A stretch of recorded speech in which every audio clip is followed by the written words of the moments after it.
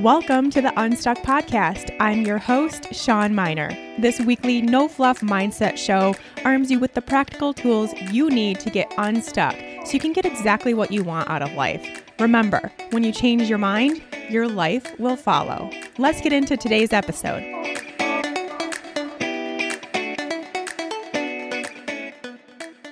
Hey there, friends. Welcome to the Unstuck podcast. And of course, as always, thank you so much for joining me today.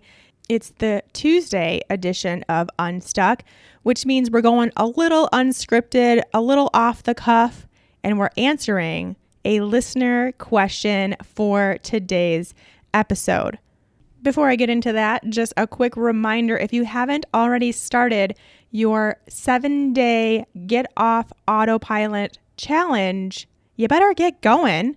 Are you on autopilot? Even if you're not, you should still probably get going and learn the 7 tools that will always, 100% of the time, get you out of that autopilot mode, that go, go, go mentality, that ho-hum life, let's just get through this to-do list and call it a day kind of living. It'll get you through that. These 7 tools that I teach over the course of 7 days. And don't worry, it's totally free.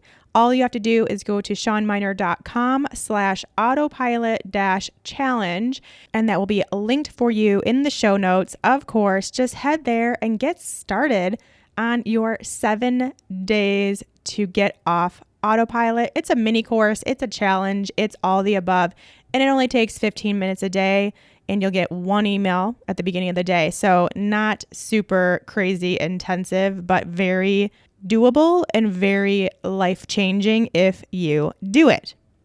Okay, let's get into today's listener question. This came to me from Instagram, and if you do have a question you would like answered on the show, the best way right now for you to let me know that question is to send me a message over on Instagram at Sean Miner. Just let me know that it's something you would like answered on the podcast, and I will put it in my files, and I promise I will get to it.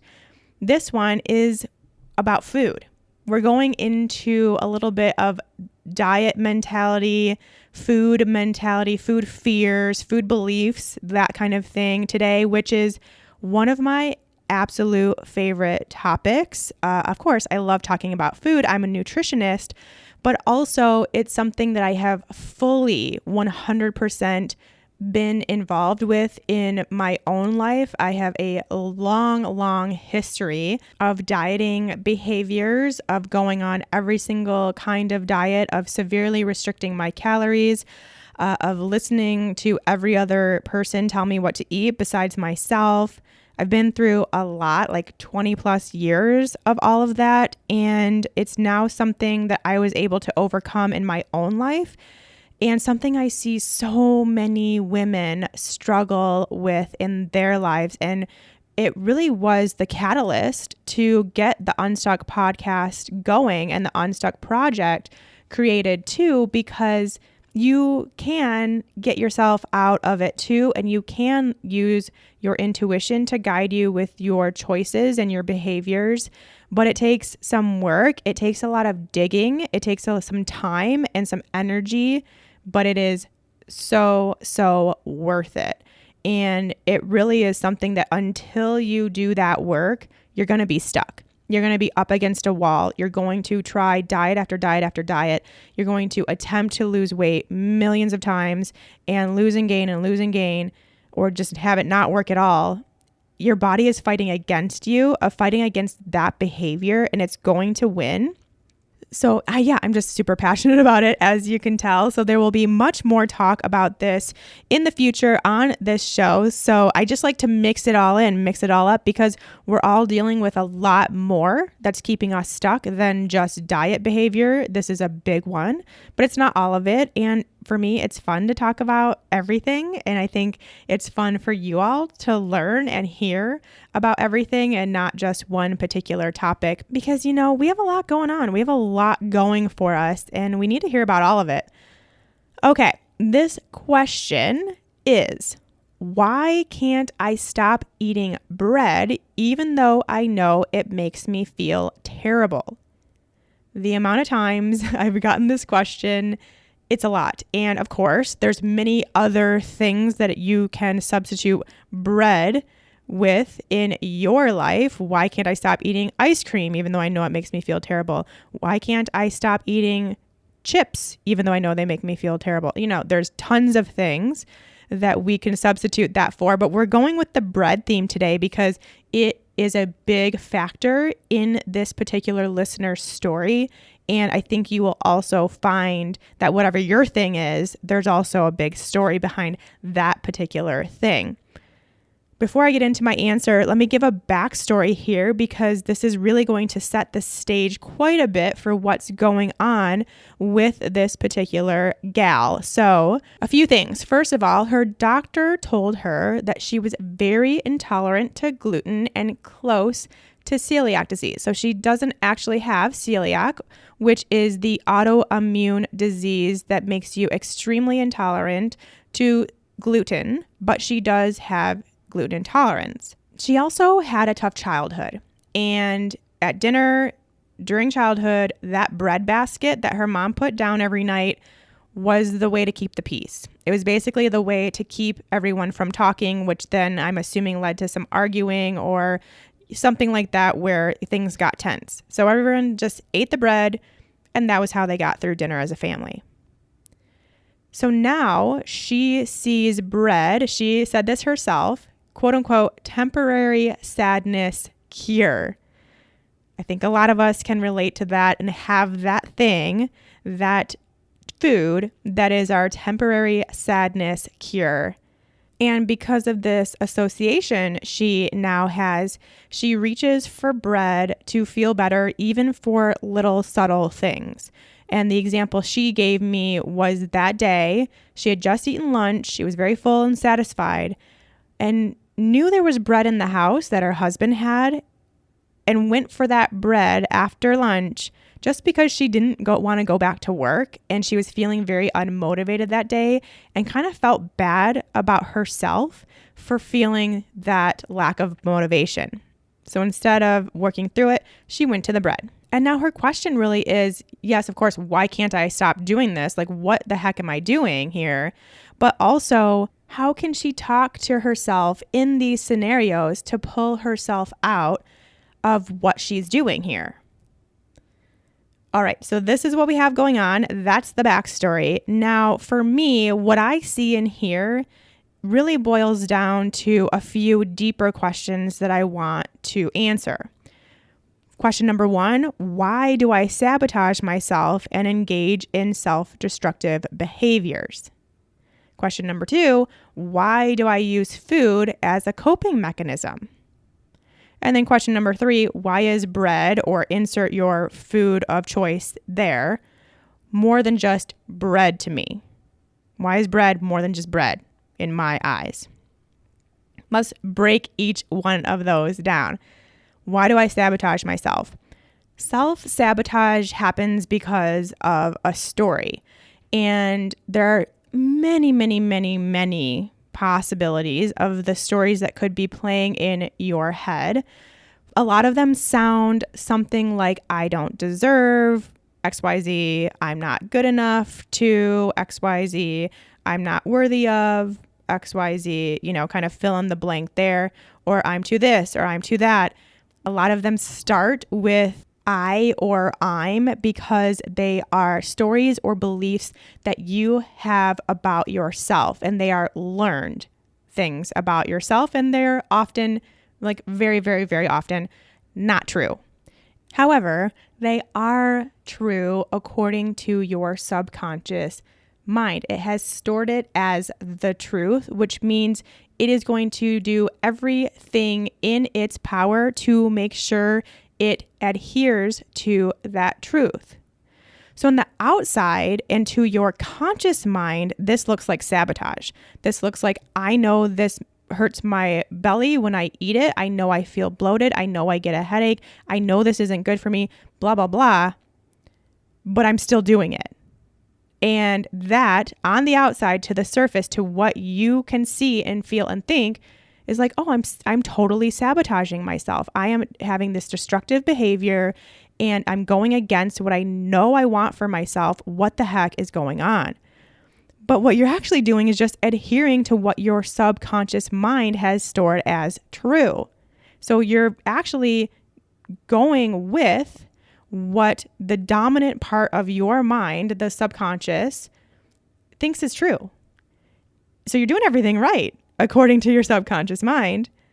And no matter what, it will not change. So nothing's going to change until you work to uncover those stories and rewrite them for yourself. So of course, lots of ways I can help you with this. If you haven't yet uncovered your stories, we've done a lot of work here on Unstuck already. Episode 5 and 9 would be the first place to go to learn how to even uncover your stories. I'm not going to go into that in too much detail today because we have a lot to talk about. So go there, episodes 5 and 9. And then I also have more detailed, intensive coaching sessions on both self-sabotage and how to redesign your beliefs. They very much go together. Really doing them as a partnership would be ideal. If this is something that resonates with you and you kind of feel like this is part of your story, 2 90-minute coaching sessions with month-long homework assignments.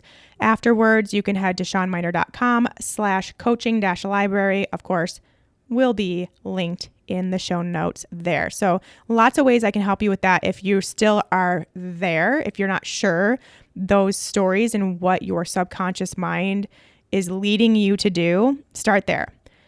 For this listener in particular, and in this case, it seems like maybe there was some part of that tough childhood, which I don't have the details about, that included her feeling like she wasn't enough just as she was, or that she had to work to get love and attention.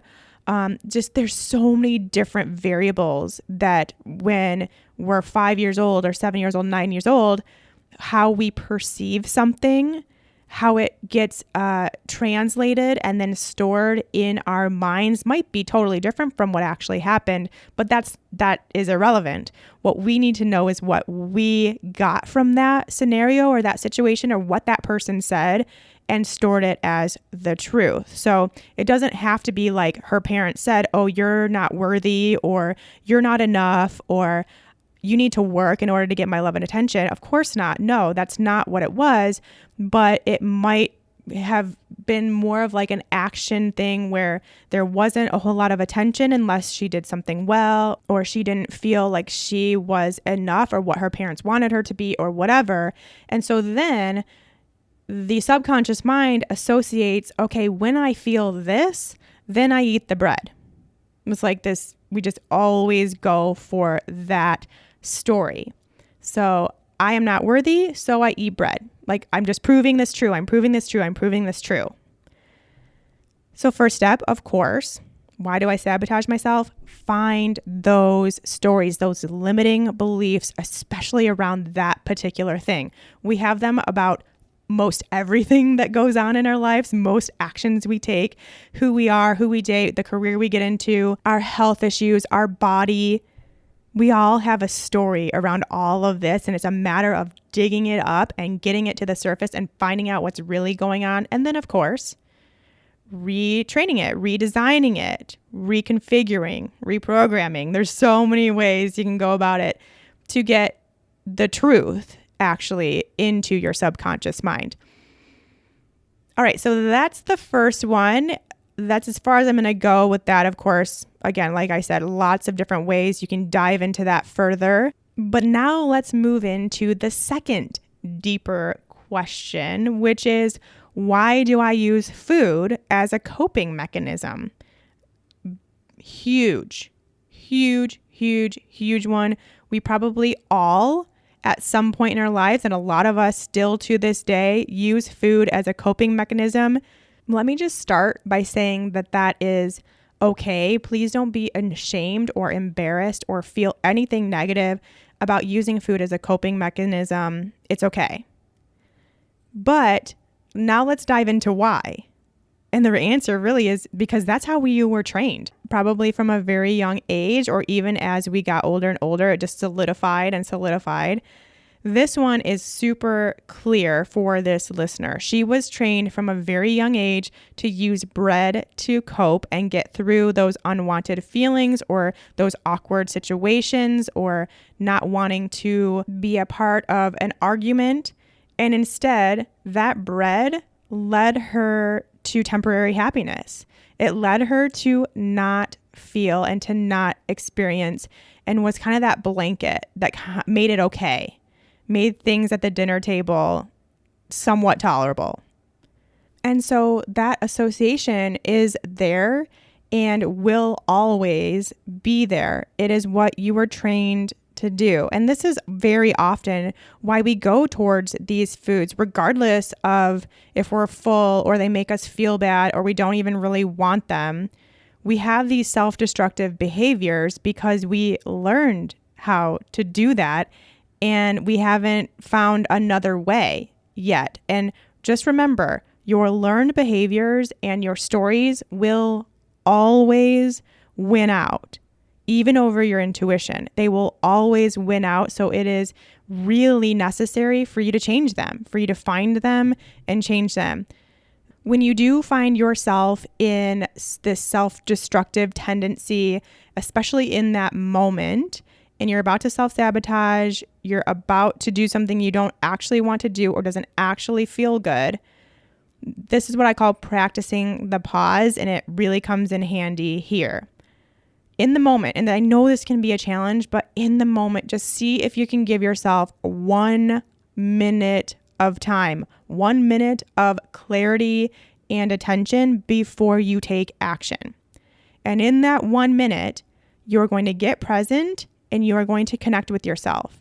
You're going to see if you can find out, if you can pinpoint what's really going on here. What are you really thinking? What are you really feeling in that moment? Yes, this may take some practice, but it really works if you can just stop for a second and find out what's really going on. And then next step, is there another way that you can express that feeling or work through it? Can you take a moment and step outside, get some fresh air? Can you go for a walk? Can you open up your journal and write a few lines? Can you put on your favorite song and have a dance party? What else can you do to rewrite those stories and prove it wrong? And if you've done the work on redesigning your limiting beliefs, then you know you have to prove your story wrong, because obviously it is not true that the only way to cope with a negative emotion is to eat bread. Like, obviously, that's not true. But that's really what this listener's mind is telling her. Now, it's so interesting when you do find these stories and you do find these connections, how just outlandish they are. But that is what the subconscious mind thinks is true. So clearly we can be like, okay, no, that's not true. I can also feel better about this situation by getting some fresh air, by taking a walk around the block, by taking a nap, by calling a friend, listening to my favorite song. There are other ways that I can also feel good or differently in this scenario than just eating the bread. The best way to prove this wrong is to do it. Do that other thing. Acting in a different way to provide the same relief will prove that there are other ways to cope. There are other things you can do, and you don't have to reach for the bread. So you've got to prove it wrong and then act it out to prove it wrong. So I hope that clears that one up a little bit. And then let's move on to the third and final true question here, which is, why is bread more than just bread to me? And this is really when we get into the food conversation, this diet mentality that many of us have. And it's because you've given bread a label beyond just bread, or it could be ice cream, chips, soda, whatever it is. You've gone beyond it just being what it is, which is bread, and giving it something else, taking on a new meaning. It's more than just food to you. If you have a past that involves diet, behavior, which, let's be honest, I think like 99% of us do, then you might be saying to yourself that bread is bad. These are all in air quotes. Bread is bad. It's too many carbs. It's too processed. It's not allowed. It's not keto. It's not paleo, etc. Labels, labels, labels based on outside influence, based on rules you have followed in the past, things other people have told you that you took all that in, absorbed it all, and now bread is now way more than bread. It has way more emotion and thought attached to it than just, hey, this is some bread I have on my sandwich kind of thing. This is the biggest reason why I see so many women struggle with food. Our current culture around food and this massive, massive, like $56 billion industry that is the diet industry leads us to have so many thoughts and labels and negative things, of course, and so much fear around food. And it also gives food so much more power than it really should over us. It makes food the thing in control instead of ourselves being the one in control. And it is all because of these darn labels. These labels lead to binging behavior. They lead to not trusting yourself, silencing your intuitive sense around food, and obsessing. Like the amount of women I see out there obsessing about their food blows my mind. And listen, I have been there like way more than I even want to admit. I have obsessed about my food the majority of my life. But now on the other side, I want this to end so badly because it makes everything so much easier when you just trust yourself, and food is just food. But as of right now, we're still feeling pretty darn stuck around food. And again, like I said, this is the whole goal, my whole vision when I started the Unstuck podcast and the Unstuck project was to talk about this stuckness around food. But then, of course, it branched out to all other areas of life because we need it in all other areas of life. But anyway, we're stuck. In the case of this listener, bread obviously already had a ton of weight in her life from way back when. And then she goes to the doctor and is told that she can't eat it, that it's bad for her, that it's going to cause health issues, it's going to make her sick. And that just fuels the fire. Not to mention all the diet trends that come out saying that bread is bad. It's too many carbs. You can't eat it. It's too processed. It's going to give you a heart attack, heart disease, whatever. And it just solidifies it within her, making those stories in her head even stronger. And then that magnetic pull to the bread even harder to resist. So she already had this story about the bread, and now it's just like a magnet because she has all these labels about how much she cannot eat this bread, which means that subconscious mind, that belief system is going to pull her even stronger towards what it thinks is true, which is that bread is comforting, bread is happiness, bread keeps the peace, all these stories that she has. It's just going to make it that much harder to resist because those labels are attached to the bread. Of course, what is my advice going to be here? Give up the food rules, because when you give up the food rules, the labels disappear. They don't matter. They don't mean anything because you don't have rules around food anymore. So there's no need for labels of your food at this point. There's no need to know what's too many carbs, what's too much fat, what's too processed, what's too many calories, all these things. Just let them all go. Now, I will be the first to tell you and be very real with you that it takes so much practice. It takes some work. It takes patience, but it is necessary and worth it. This process is beyond worth it.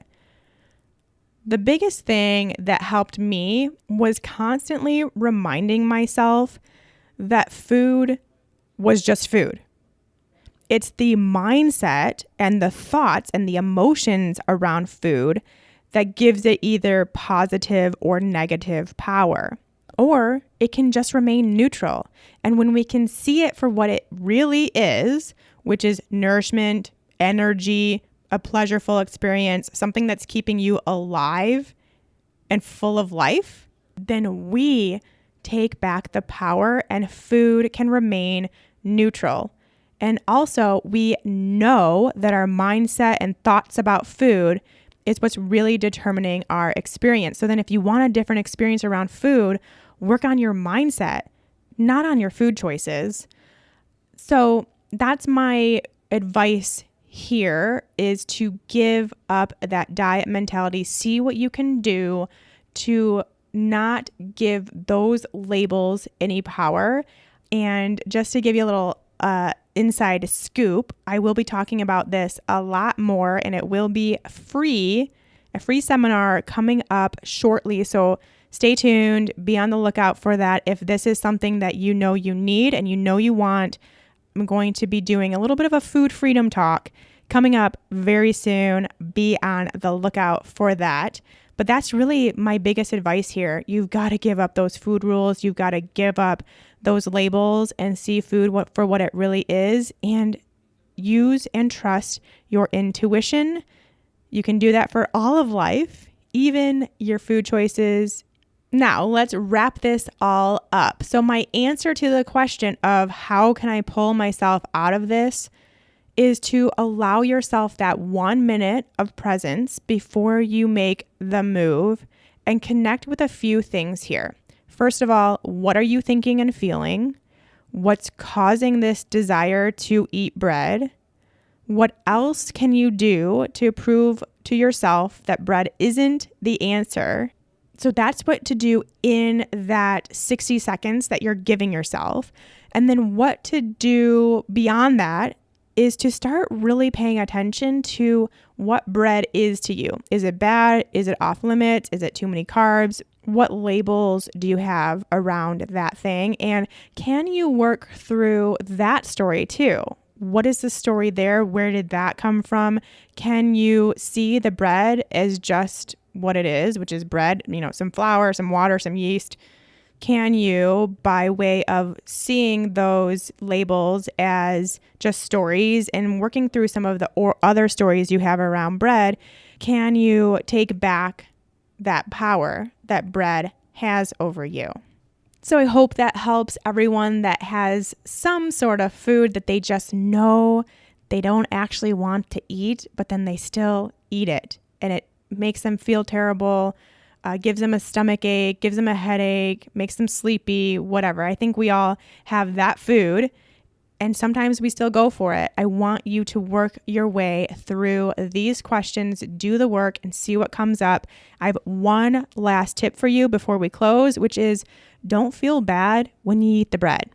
If you find yourself with a piece of bread in your mouth, experience the bread. Fully enjoy and embrace that moment and use all of your senses to make it an experience. If you use bread or some other food as a coping mechanism, a lot of times what happens is you numb out to it. But I don't want you to do that anymore. If you find yourself in that scenario, don't go numb, don't tune out, don't just immediately swallow and then tell yourself you're a failure, you're hopeless, you're worthless, whatever. Don't go there. Instead, you're going to tune in to the max, fully experience it, enjoy it, and see what happens. That is just another way to start proving those beliefs, those stories, those labels wrong, is to experience it and feel it and enjoy it and embrace it and move on. Move on with your life. It's going to happen, and that's okay. Just do the work, take back your power, and move on.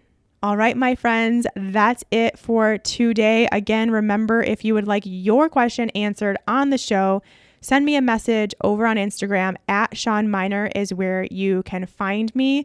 Don't forget to sign up for your autopilot challenge so you can get started on 7 days to more presence, peace, purpose, and positivity in your life for free. SeanMiner.com/autopilot-challenge. Links are in the show notes as always. Of course, you can find this episode and all episodes over at SeanMiner.com/unstuck podcast. Until next time, take care.